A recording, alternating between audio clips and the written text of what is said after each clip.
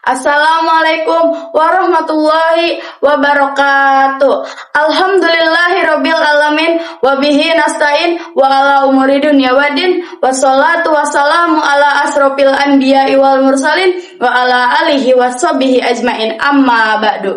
Pertama-tama marilah kita panjatkan puja dan puji beserta syukur kehadirat Allah Subhanahu wa taala yang mana telah memberikan kita nikmat iman, Islam serta sehat walafiat sehingga kita dapat mengikuti bulan puasa Ramadan pada tahun ini. Tak lupa salawat serta salam semoga tercurahkan kepada baginda kita, yakni Habibana wa Nabiyana Muhammad Sallallahu Alaihi Wasallam. Tak lupa kepada keluarganya, sahabatnya, dan tabiin serta tabiatnya hingga hari akhir nanti. Amin ya rabbal alamin. Para pemirsa dan sahabat Bintara yang ada di rumah, Nabi Sallallahu Alaihi Wasallam bersabda, An Nabi Hurairah radhiyallahu anna Rasulullah Sallallahu Alaihi Wasallam, maka na yuminu billahi wal yaumil akhir falyukrin khairan aw lismut, wa man kana yuminu billahi wal yaumil akhir falyukrim darah, wa man kana yuminu billahi wal yaumil akhir falyukrim dhaifah. Hadis riwayat Bukhari dan Muslim. Dari Abu Hurairah radhiyallahu anna Rasulullah sallallahu alaihi wasallam bersabda, barang siapa yang beriman kepada Allah dan hari akhir, hendaklah ia berkata baik atau diam. Dan barang siapa yang beriman kepada Allah dan hari akhir, hendaklah ia memuliakan tetangganya.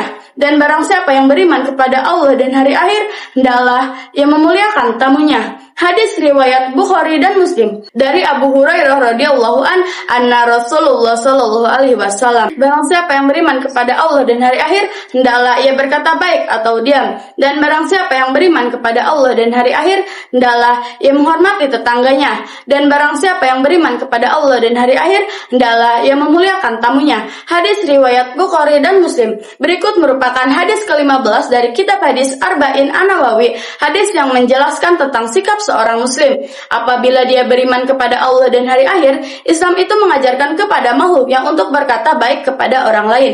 Apabila ia tidak mampu berbicara dengan perkataan yang baik, sebaiknya ia diam. Karena apabila ia mengucapkan perkataan yang menyakiti hati orang lain atau berdusta kepada orang lain, maka itu adalah suatu perbuatan yang dosa, sehingga lebih baik baginya untuk diam.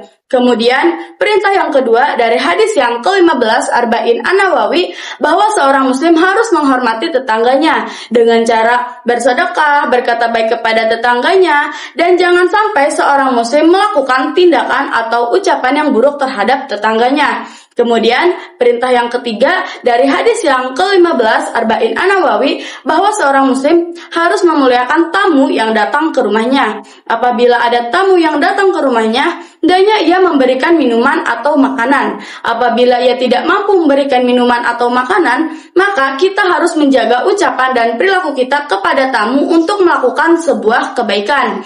Baik, para pemirsa dan sahabat Bintara yang ada di rumah, dalam kultum kali ini terdapat 3 poin yang dapat kita ambil. Yang pertama, yakni kita harus berkata baik kepada orang lain.